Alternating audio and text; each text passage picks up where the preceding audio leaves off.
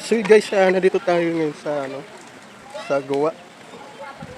Dito tayo ngayon sa Goa na nagpapalamig dito sa ating vacation Goa. Ang bali istorya daw po dito.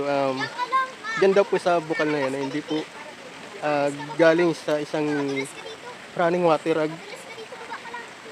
Yung tubig na po yan ay gumagaling daw po sa ilalim ng mga bato. Kaya bukal daw po yan, bukal. Kaya tinawag ng bukal. Yan mga kaibigan, bukal.